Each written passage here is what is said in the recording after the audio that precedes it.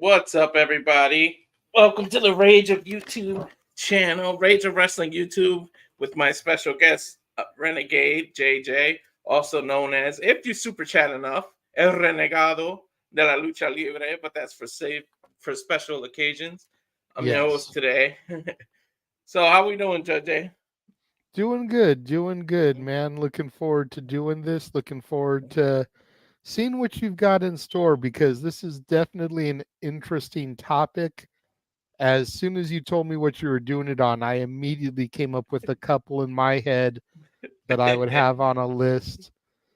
Couldn't come up with enough to make my own list though, but so that's why I'm like really curious to see what you've got here.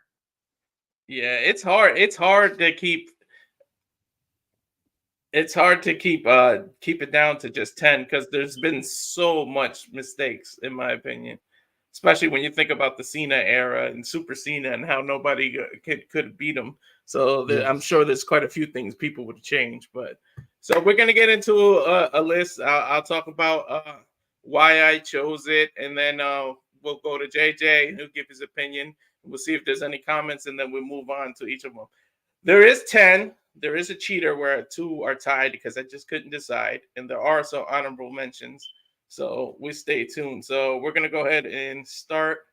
This is number 10 here.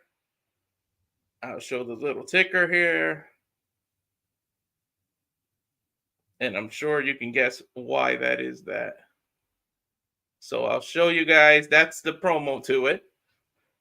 No, I'll bring JJ and I. So the reason I'm not really upset at who won this match. My problem was, what the hell was the point if 24 hours later you were just going to have The Miz beat Zack Ryder on Raw for the IC title? Not only that, but a good friend of ours, No DQ over there, Aaron, this cost his head of hair. He had to shave it because he said if Zack Ryder, he made a bet with everybody that if Zack Ryder won the IC title here, that he would have to shave his head. So that's one of the main reasons I picked it. But it's not that I'm upset Zack Ryder won. It's that why didn't you just have the Miz win if you were going to have him lose 24 hours later? So that's my issue with this. So JJ, what do you think? I definitely agree with you. I was on my wrestling hiatus when this match occurred. I know Jeff actually lost his hair as well as a result of the bet. But yeah, I mean, if you were just going to give it to the Miz less than 24 hours later, then it was basically like, a tease. It's like going to a strip club. You know, you see, Oh, sorry about that. I was trying to give you the solo shot and I ended up removing you. oh, yeah, I was just saying it's kind of like going to a strip club, you know? It's like you see the girl in front of you, but you can't do anything with her. It's just a tease. That's basically what it was for Zack Ryder. It's like, okay, great. You won the title, but we're not going to give you a push with it. You're going to lose it 24 hours later. It was just basically to silence all the people that feel that he should be a champion. Yeah, that pretty much was it. Yeah, I'd rather had the Miz win that one, if anything. You should have just had him win the whole match. Like, I don't see the point of that one. Yeah. All right, so we're gonna go ahead and move on. Let me just bring us back to the middle here. All right, now this is number 9 here. I'm gonna scroll it across there and then show the little background before we discuss it. So this is the overlay of what this was, so that people get an idea of what this. If you guys remember this now this should refresh everybody's memory. I feel like hate coming now. I think I just pissed everybody back off and brought up bad memories. What do you think, JJ? Yeah, probably. I know a lot of people were pissed about this match. Yeah. You know, Oh, I mean, because at the end of the day, there was no purpose in Goldberg winning. yeah. I don't see what the hell the point of Goldberg winning was. All you did was ruin the character, the Fiend, and then we all know what ended up happening with Randy Orton and everything the Fiend had to go to, and it seemed like it was all downhill from here. and this was the top of the mountain, and he just slipped down. Yeah, like, okay. I'm not as anti Goldberg as some people are. Mm-hmm. And again, this was during my hiatus, so I didn't see this one happen live. But from what I understand, Goldberg came back kind of out of nowhere and just defeated the Fiend here. It's like, if there had been some build to the story to make it make sense, I don't think people would have been as angry. But to basically just show up out of nowhere and then win the title, it's like he's having the run of his life. Why would you do that without at least making it make sense?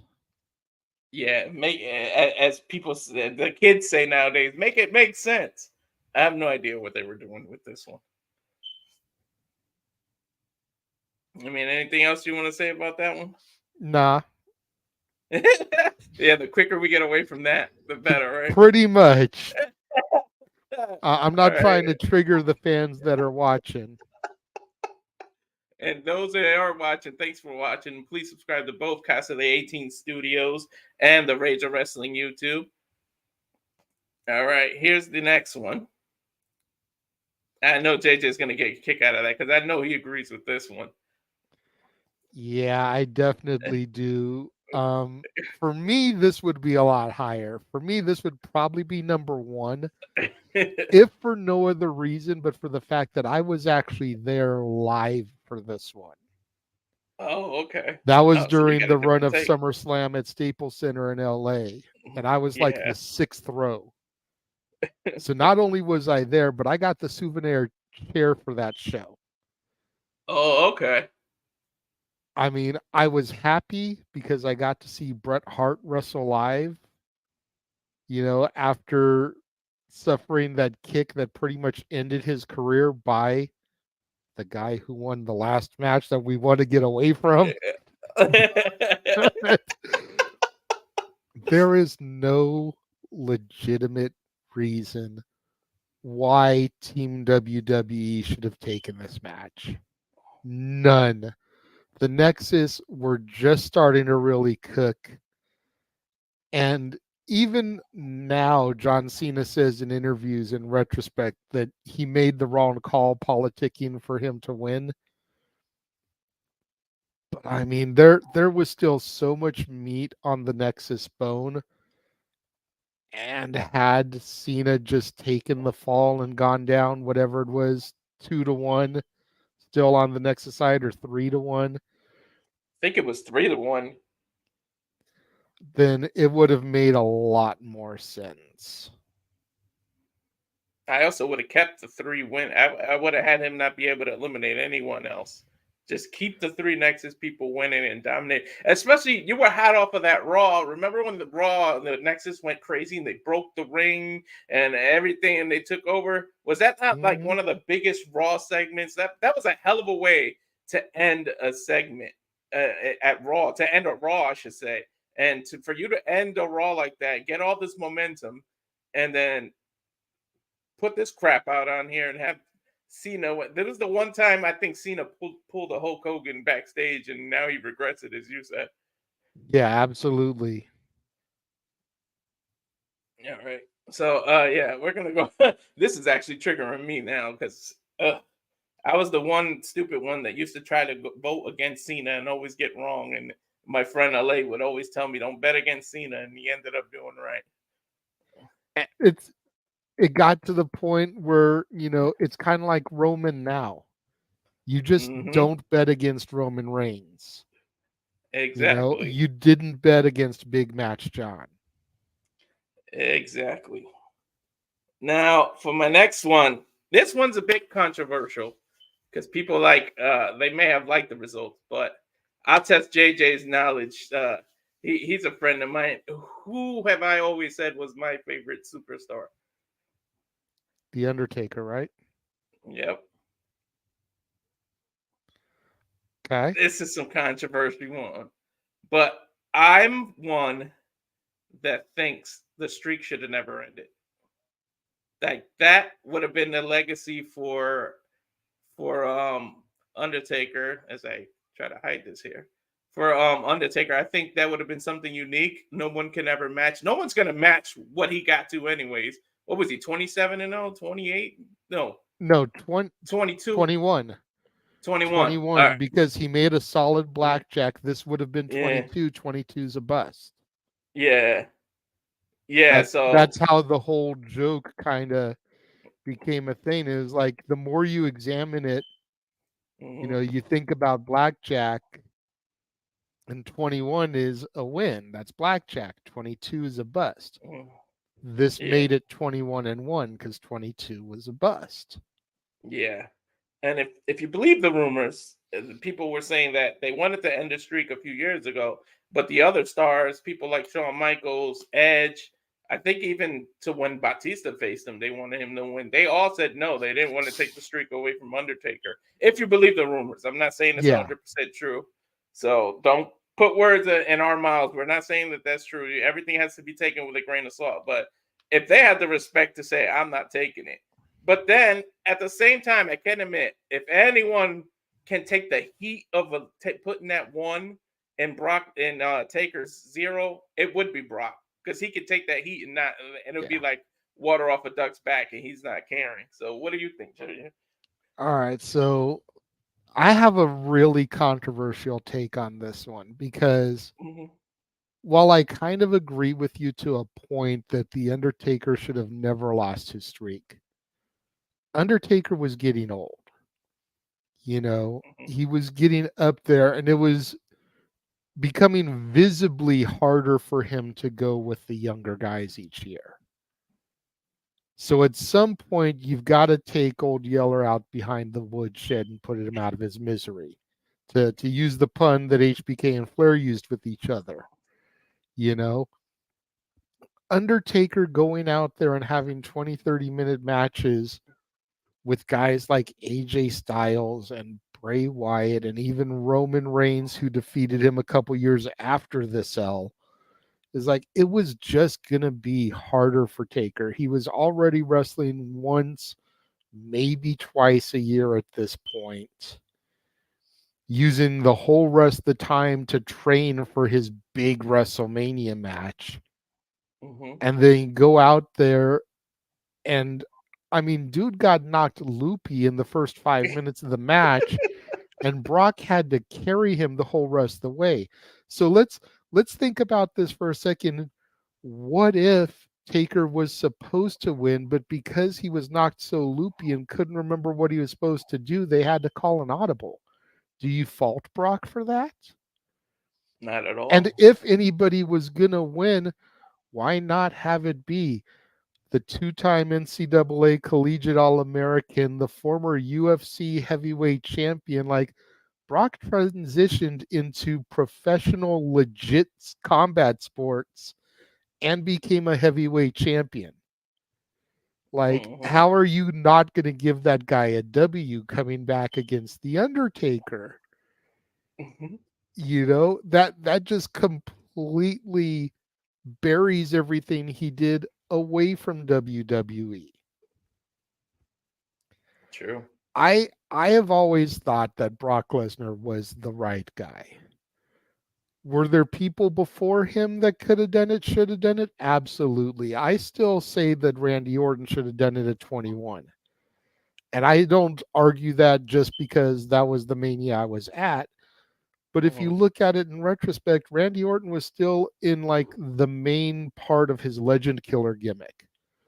What better legend to kill than the Undertaker's streak at WrestleMania? Like, that's the ultimate icing on the cake. Hmm. And they didn't go that route. And so when they didn't go that route, it was like, okay, well, Batista, Edge, whoever, it's not going to be them.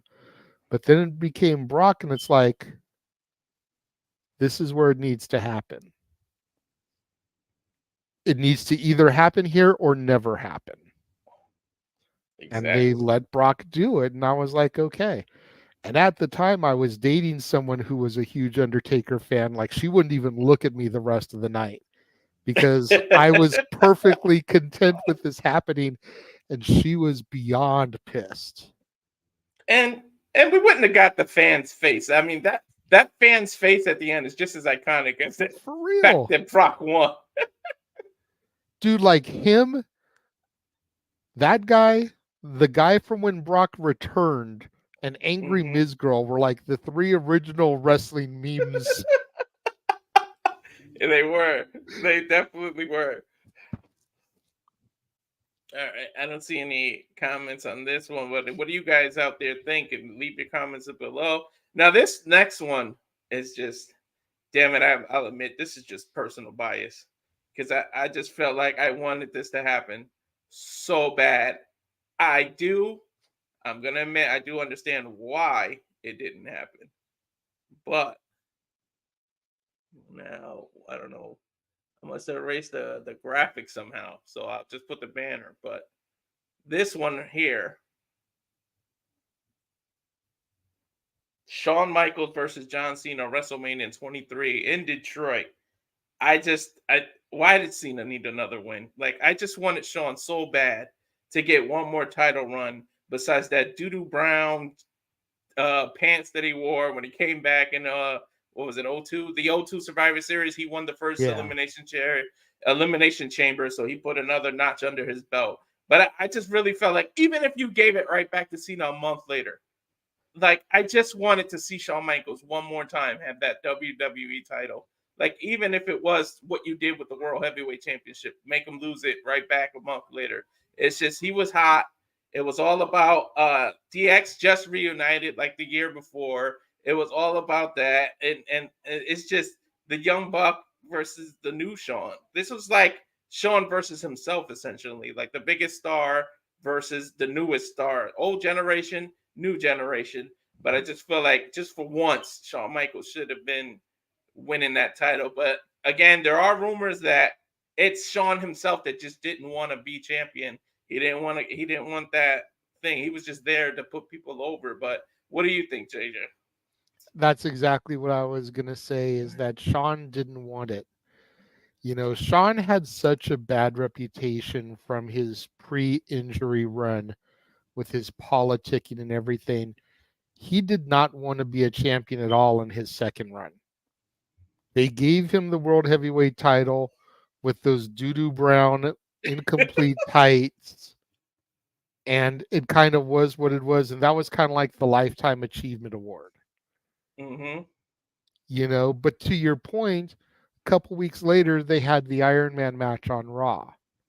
Shawn could have lost the belt back to Cena in that Iron Man match. And then Exactly. now you've got this whole thing with Shawn Michaels where he can't win the Iron Man match. You know, it's like you defeated Bret Hart in an Iron Man match, but you can't beat John Cena.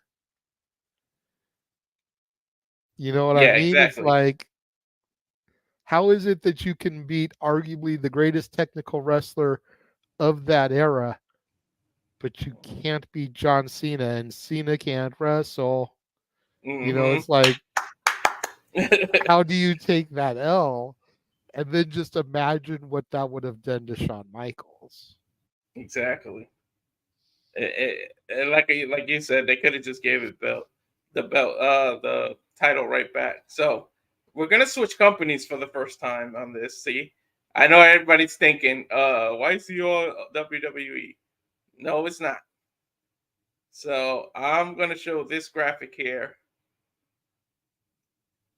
If you remember this, Yes. yeah.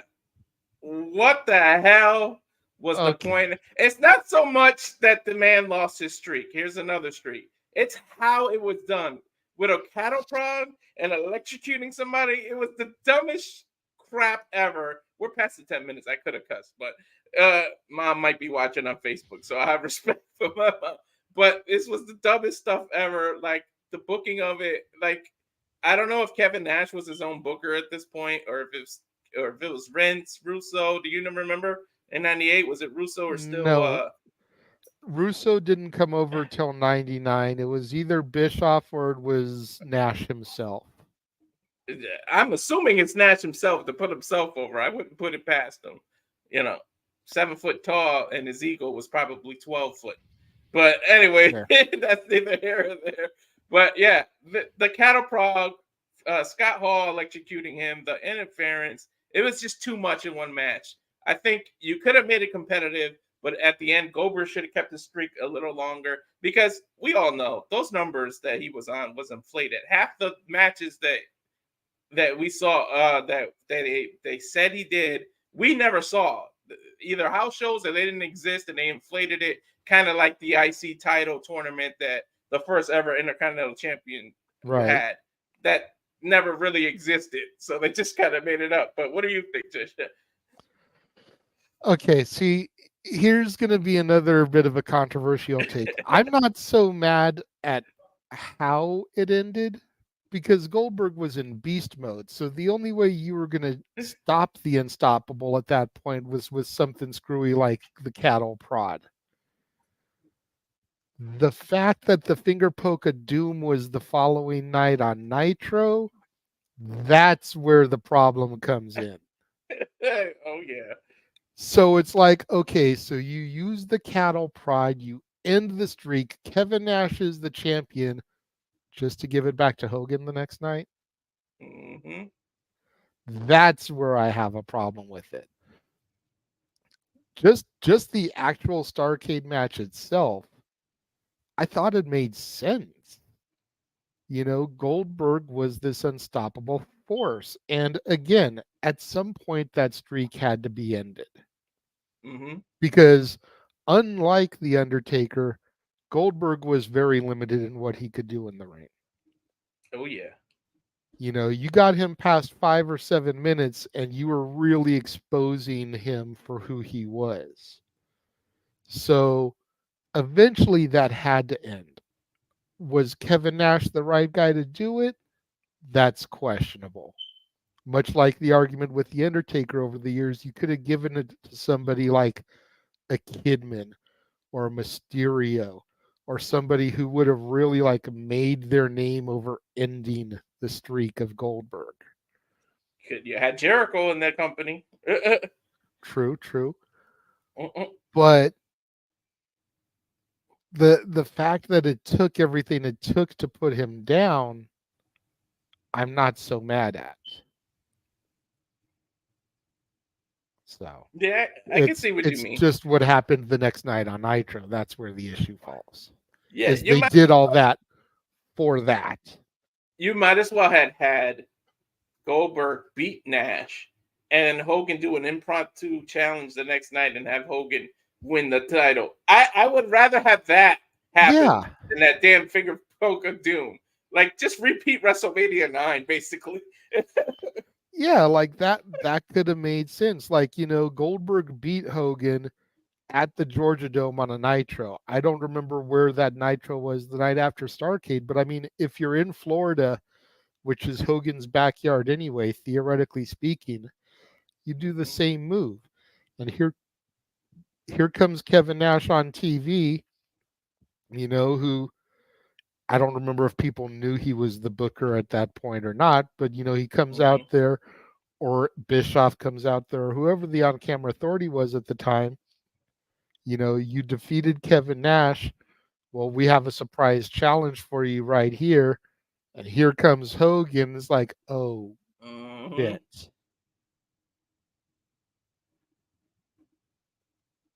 You could have had another one, but all right. So this is the twofer right here. I couldn't decide. I rattled in my brain which one to keep, but damn it, I had to do both, and I'll explain in a minute. So I'll show one. Hold on. I didn't have both graphics, but I'll show the one of them. And what I mean by this is, you guys will see. This is 1999 Royal Rumble. I think you can pretty much see where I'm going. It's the winner. What the hell was the point of Vince winning that? But then I'll show the ticker. This is a tie. Sting versus Triple H at WrestleMania. You know why they did that and why Sting lost. Sting lost because he was a WCW guy through and through. There was no need, absolutely no need for Triple H to win that match. You just brought Sting in. He was a big time guy. You could have threw him a bone and had him win his first WrestleMania. Instead, you lose. The whole match didn't make sense. Sting feuded with the NWO while he was in WCW. Why would the NWO represent Sting to come out versus DX during the match? And then Royal Rumble 99, the problem is just that Vince won. There are people I can name off the top of my head that never won a Royal Rumble. Chris Jericho, Kane, people like that. This was a chance that you could have gave one of those people the victory here. They could have won in 99. Yeah, you don't want to do Stone Cold 3 directly in a row like that, but you could have had some up and comer win the Royal Rumble. You could have had Undertaker win the Rumble in 99 instead of waiting until 2007 when he's, plus 40 years old to finally get a Rumble winner and the WrestleMania win there. You could have did all that.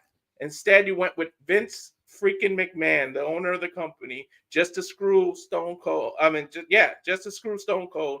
And then with Sting, that pretty much was just to bury Sting for being a WCW guy. So, but what do you think, JJ?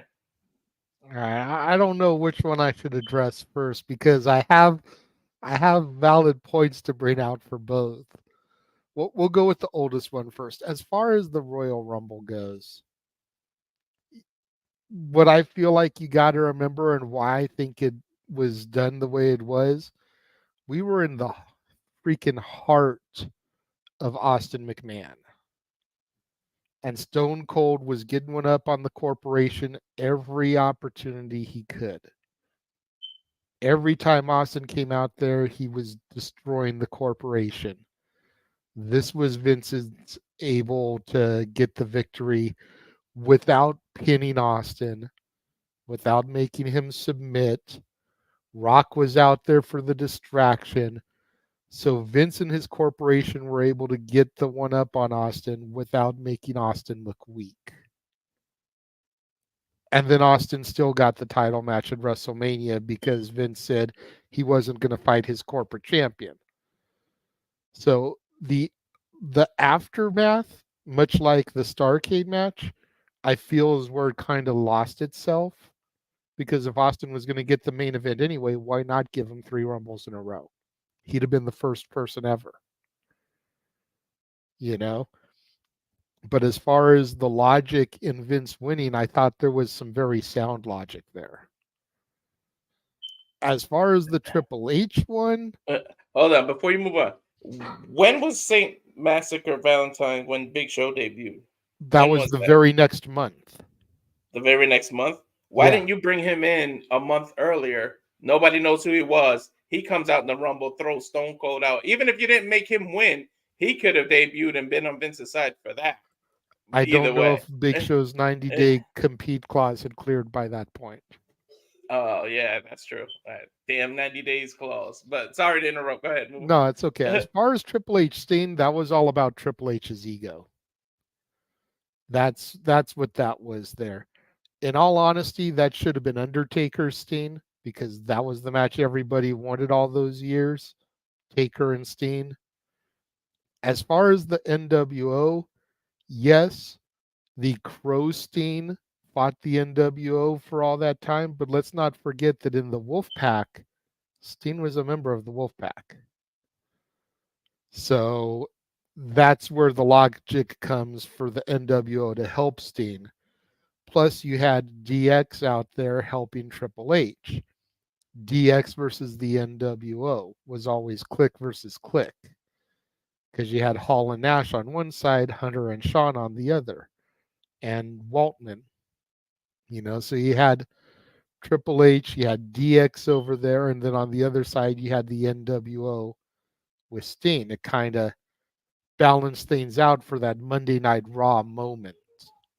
Yeah. That was all about the cheap pop, but Triple Yeah. H winning was all about feeding his ego. I definitely agree with you. Steen probably should have won that match. Again, that was when I was on my hiatus. Mm-hmm. And especially when you consider Steen only had 2 matches in WWE, that one and the one where Seth Rollins buckle bombed him to hell, you know. And he still does So that move, which is amazing.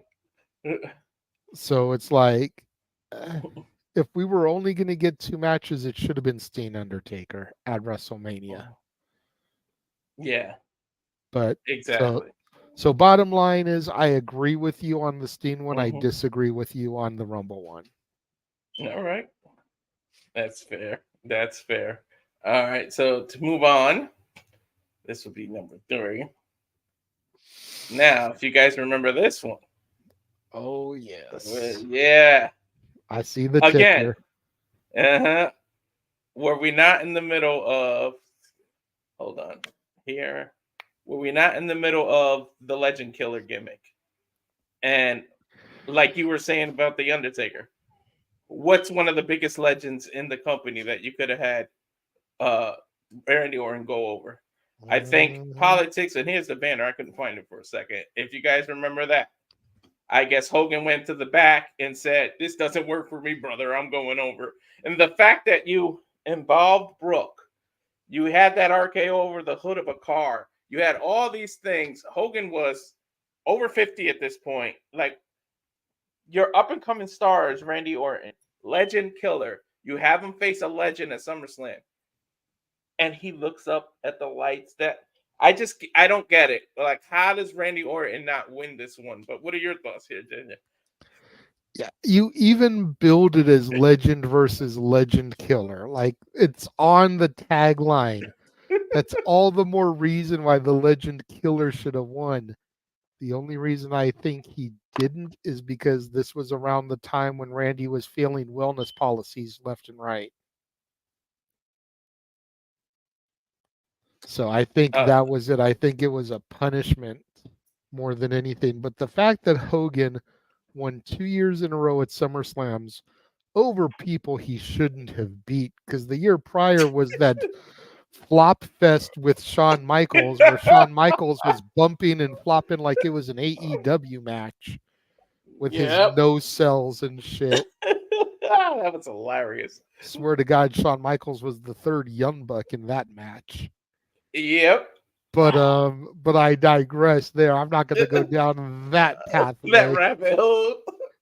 But yeah, like you're gonna build the match as a legend versus legend killer, but you're not gonna let the legend killer beat the legend. That makes no sense. At all. But yeah, I think this was when Randy was failing his wellness policies pretty regularly, and I think that may be why they didn't give it to him. Yeah, that's a good point. It may be that. All right, so moving on to number two. Somehow some of these graphics got erased, but let's see. This is 2006 Unforgiven. It's Toronto, Ontario, Canada. Edge versus John Cena. I don't know what it was with VKM, but for some reason, people in their hometown just couldn't win. I don't see the point of Cena winning here when you were in Toronto. You could have gave Edge this, and then he could have lost later on. The fact that they already were feuding back and forth, they each saw victories. Why couldn't you just give Edge this one over Cena? But what do you think? Yeah, I don't get what Vince's hangup was on having the hometown person losing their hometown too. Like I could understand not putting people over every time because you don't want it to be predictable. Hmm. But at the same time, he seemed to like never. It's like every time they went to Oklahoma, you knew Jim Ross was getting embarrassed in front of his Oklahoma crowd. It's like, why? Why? I could understand doing it every now and then, but like it doesn't make sense to do it every time. I swear I think the only person that won in their hometown every time was Cena because he was Super Cena. Exactly. But I, there's no reason why Ed shouldn't have won this match, especially considering how popular he was at the time. Hmm. Not at all. Especially it's in Toronto.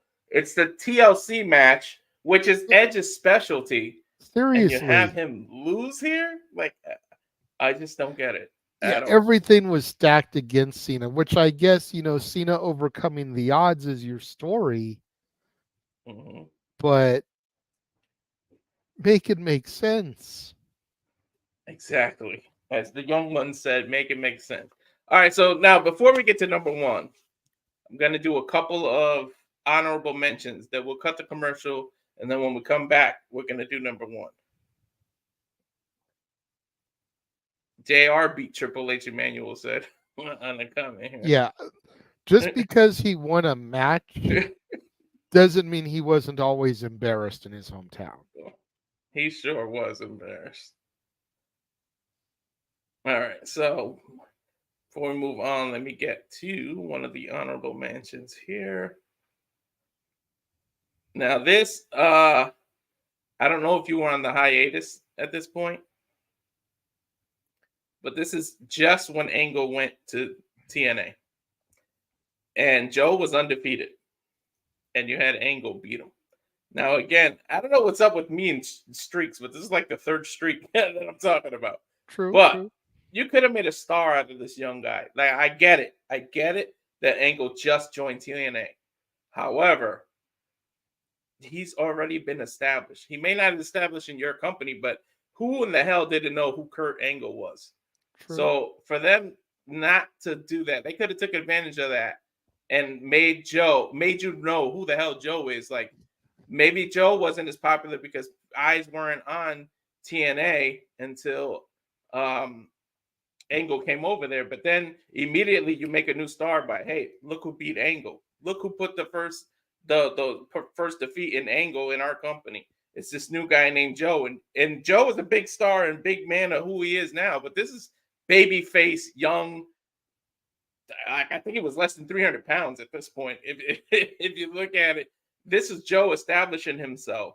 So for me, I think Joe should have went over here. But what do you think? I don't know if you were watching TNA at this point. I was. I remember Yeah. this match. See, I'm torn here because on the one hand, you made a point, and it was like it was Kurt Angle's first match in the company. You don't want Angle to job in his first match. Mm-hmm. On the other hand, Joe is undefeated. So I don't know if Angle fighting Joe was the right match for Angle's first match. Exactly. I would have slow built it until like Slammiversary the next year or something. Mm-hmm. You know, a big TNA pay per view, not a throwaway like Genesis. You know, that way Joe keeps his streak going. Angle builds up some wins, maybe even eats an L or two in the meantime. Then it's bigger on a bigger stage. But flip side of that coin, and I'm going to go back to Brock Taker here. Mm-hmm. Who better to beat Joe? NCAA Division One champion, Olympic gold medalist with the broken freaking neck, Mm-hmm. multi-time WWE champion. If you're going to have somebody end that streak, logistically and realistically speaking, there was no one better than Kurt Angle. It just shouldn't have been in his first match in the company. And I get it, and I'm torn. This is why I made it an honorable mention and not actually in the top 10, because I can see why they did it, and it can go either way. And I'm not pissed off at the result. I'm just saying you could have made Joe a big star then. Agreed. All right, so we'll move on here. Another another TNA one with this honorable mention here. Let's see if you remember this. I don't know if you were on your hiatus there, but no, I didn't go on my hiatus until about 2014.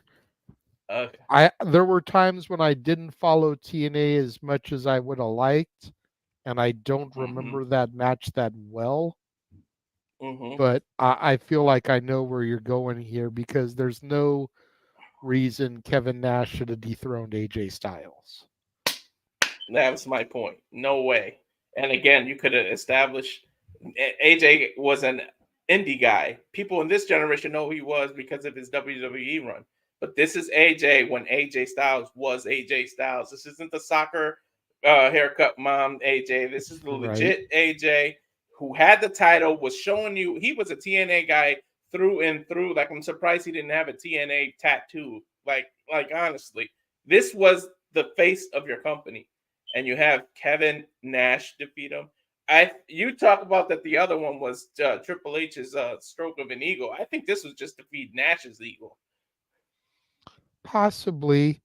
I mean, I don't remember where TNA as a company was at this point. If they were making moves and whatnot, like trying to get themselves some bigger exposure. If they were, that could have been part of it, because what name was more recognizable in 2009? AJ Styles or Kevin Nash? Kevin Nash. So if you're trying to establish TNA more and get them more recognition, more exposure, better TV deals, more merchandise licenses, having Kevin Nash with the belt is the better way to go. It's the whole reason they took the title off of Raven and put it on Jeff Jarrett when they did with the NWA title. They were moving to Spike TV, and even though Raven was a notable name, Jeff Jarrett was a bigger name. So that's I can get that one. That's the business logic behind it. And again, I don't remember where TNA was at that point, because the Hogan Bischoff administration wouldn't be until 2010. So we were maybe right on the cusp of that. And Hogan and Bischoff being NWO, Nash being NWO. When you're NWO, you're NWO for life. Could have played part into it. Yeah. So, I mean, that's it. Before we get to number one, I'm going to cut to a quick commercial, just where you can follow everybody who's part of the Jeff Meacham Network. Quick shill video. And then when we come back, we'll come back with the number one of the top 10 ones that I feel were incorrectly booked. I think you're going to know this one, JJ. I think you know which one I'm going to go for. But we'll play a quick commercial, and then we'll be back.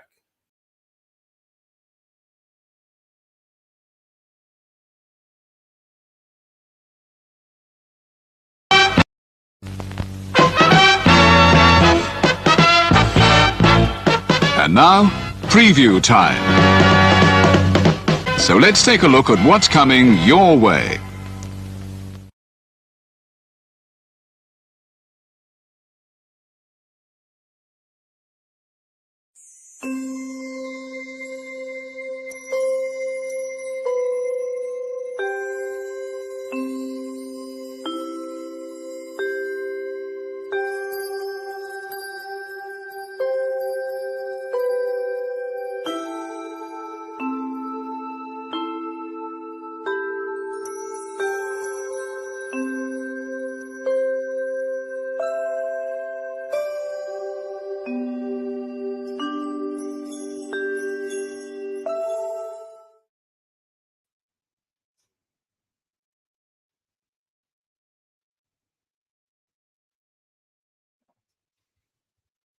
All right, and we're back. So I'm gonna show number one, but before I do, I'm gonna do something. This wasn't discussed or anything. JJ, take a guess. I just want to see what you think my number one is.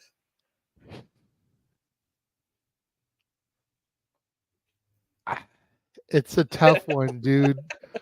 I'm gonna say WrestleMania last year, Roman Cody. Nope. What? You're on the right track that it being WrestleMania, but I'll show it. It's this one. Yeah. Okay.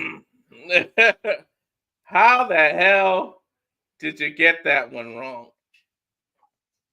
Like, let's discuss the build-up. There was racist undertones in this build-up. What Triple H said, people like you don't get to beat people like me, or something along. I'm paraphrasing. That wasn't exactly what he said. Yeah. But we know what he was getting people at. Like people you like don't you. Beat people like me. Yeah, exactly. It was in Seattle. It's WrestleMania 19. Booker T finally gets a main event. You built it up like he deserves this win so much. Triple H was such and forgive me, Mom, the asshole during this promo. Triple H was digging into his asshole persona. And not only that, but in the match itself, you hit a pedigree and take over 19 seconds to pin Booker T, and he still doesn't kick out. Is the pedigree really that devastating that 20 seconds later you won't kick out? When at WrestleMania, what does everybody do? Except maybe out of Hogan's leg drop because he just can't take it, brother. Everybody kicks out of everybody's move except maybe the leg drop and the razor's edge because I don't think I've ever seen anybody kick out of the razor's edge. But pretty much everybody gets their move kicked out of at WrestleMania. And you take 19 seconds or whatever it was. I may be exaggerating, but Booker T was on the floor for a hella long before Triple H actually covered him, and he still gets the 3. This just makes no sense whatsoever. But JJ, take it away. What do you think? You said everything right there, dude. Like there's no reason that Booker T shouldn't have defeated Triple H at that WrestleMania. None. Absolutely none.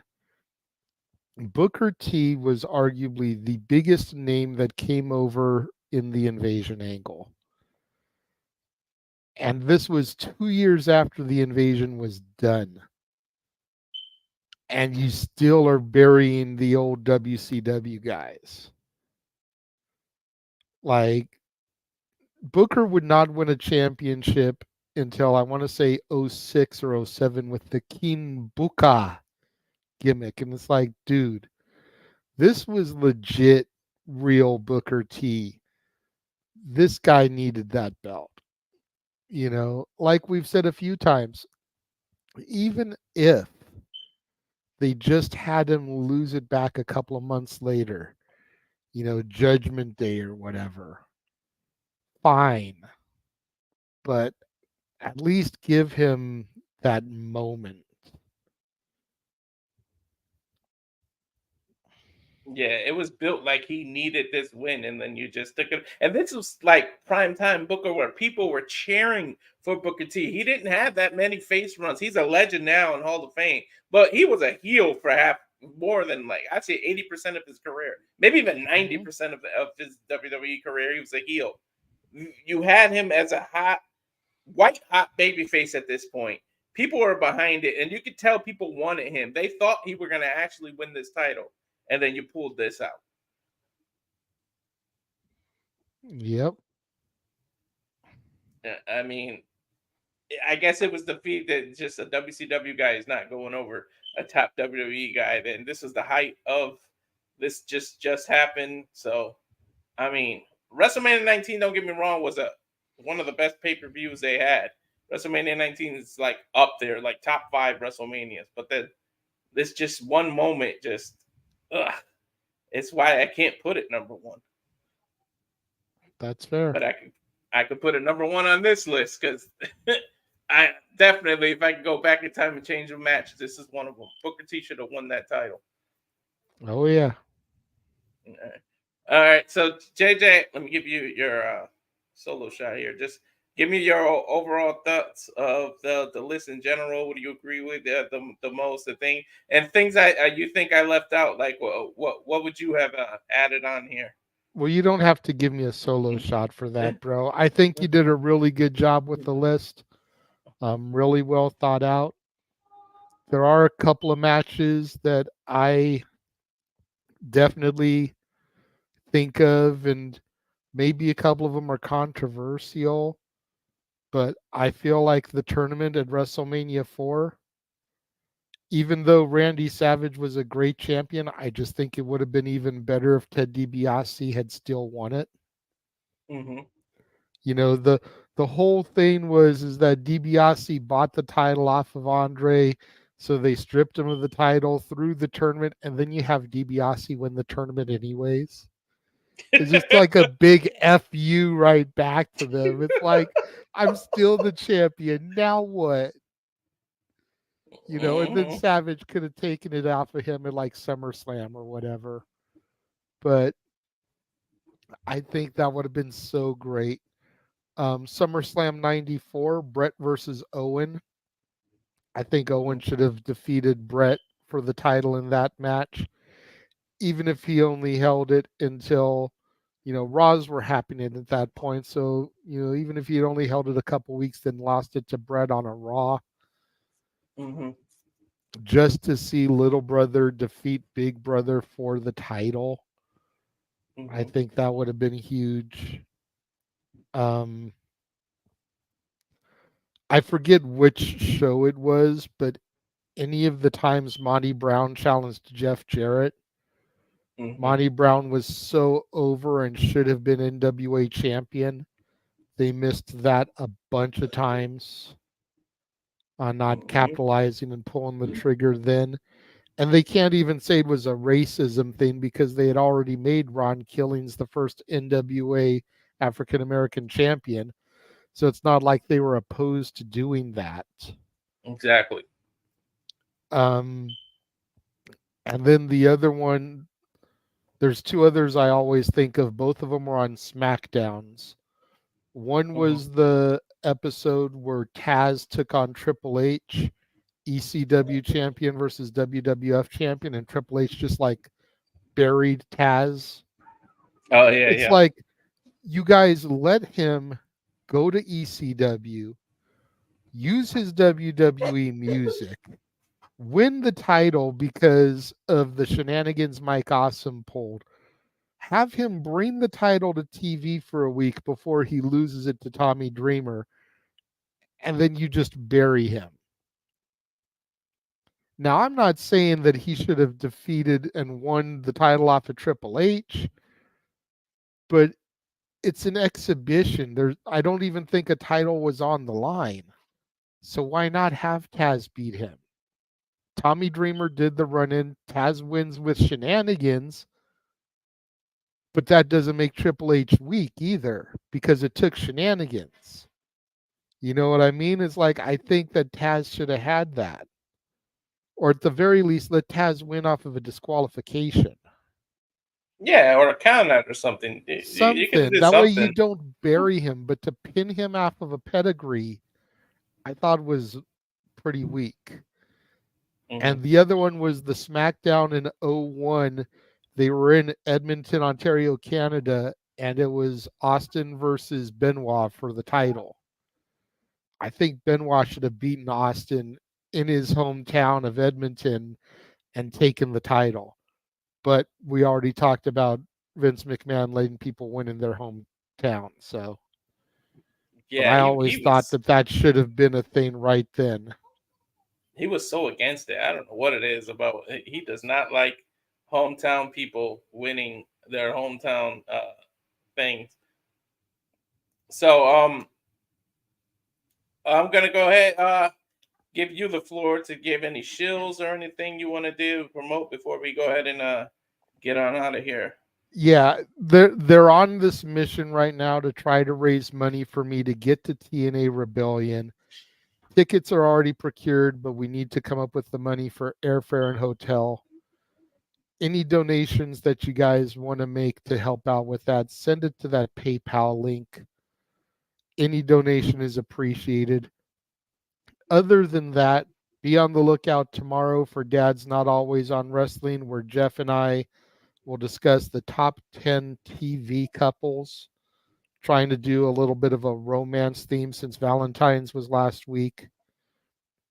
Make sure you tune in on Friday, 2 o'clock Pacific, 5 Eastern for Simply Predicting when we discuss No Surrender. Check out our watch along coverage for No Surrender, which will begin immediately after at 4 Pacific, 7 Eastern. Watch along coverage for the Elimination Chamber on Saturday, 9 a.m. Pacific, noon Eastern. I realize that's not going to be live, but we're not going to cover it at those ungodly hours that it's actually airing. And then tune in for the Saturday night shenanigans that are open mic night. Saturday night, 8 o'clock p.m. Pacific, 11 p.m. Eastern. Walters usually joins the panel. Mr. Reliable. We got the Simple Man, Noah Foster, the West Coast Professor, Jeff Meacham, and you never know who else may pop in. Yeah, I mean we have shows where professional wrestlers have joined. We had the karaoke nights. Open mic night is loved by all. Game show nights, everything we have. So we're gonna I'll run that commercial again of where you can find everybody who's part of the Jeff Meacham Network, and then we'll go ahead and get on out of here. So again, Subscribe to the Rage of Wrestling YouTube channel. Please, you can follow me at Walter Alex Cruz on Twitter. Facebook, I only add personal people that I'm actually friends with, so don't go looking for me on Facebook if I don't know you. But at Walter Alex Cruz for Twitter. We got the Rage of Wrestling YouTube channel and Cal Fire Farms Instagram if you're into that kind of stuff. So please follow us all. Give this a video a like. Comment on things that you felt I got wrong, JJ got wrong, or video matches that you think should have been in the top 10, or come up with your own list there in the comments. Let us know if you want more videos like that. We can alternate with I'm trying to get different guests here, like Noah and different people. But if you guys like the whole Renegade and Rage thing, R squared, we can do this every other Wednesday, or we can find time, and you guys can come up with lists of your own that you want us to put together, and put them together and get JJ's reactions. The point of this is to not let the other person know what my list is, so that these reactions are genuine, they're live, and they can't rehearse it because they have no idea. So this went well. So we'll run these 2 commercials and then we get on out of here. But thanks again, JJ, for taking the time to be on my channel after you've been busy doing your own one. Don't forget to check out For the Love of Wrestling every day except for weekends. But Monday through Friday, he's got it. He covers TNA, NWA now. He covers AEW, Dynamites. Pretty much everything you can think of, he's gonna cover. And then any major promotion. Don't forget our pal Datilla. Yep. Yeah, we're trying to get her to the road to 1,000 subscribers. I think she's like 18 short. If so, 17 short. Yep. So she's part of the commercial I'm gonna run. So just please, if you can pause it when it says Datilla, I think she comes up after mine's, or like right before. But if you guys want to pause it, give her a follow. There's quite a few of you watching us live now. If you can all get her to 1,000, because it forces her to cover, what is it, JJ? NXT. She's going to be, if she gets to 1,000 prior to Roadblock, which is Tuesday, March 5th, then she will cover all NXT TV specials and PLEs. As of right now, NXT is something she's not covering. But we're trying to get her to cover NXT because it's damn good. We're trying to get her over on the NXT bandwagon the way that they're trying to get JJ over on the Joe Henry bandwagon. For real. So we're going to run these 2 commercials and then we get on out of here.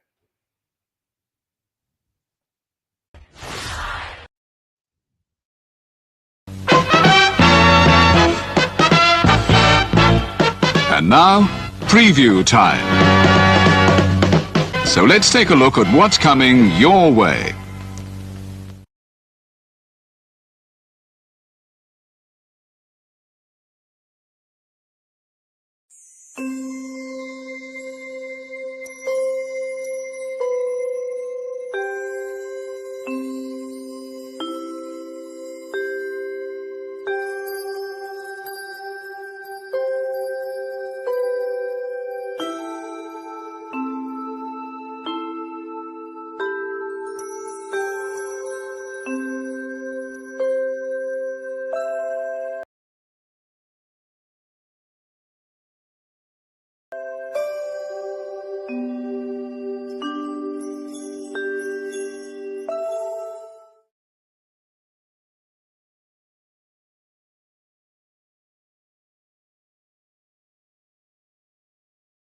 Years, the recognized symbol of excellence, the Jeff Meacham Network's multiverse of media. For over 15 years, the recognized symbol of excellence and the standard bearer in coverage of sports and entertainment.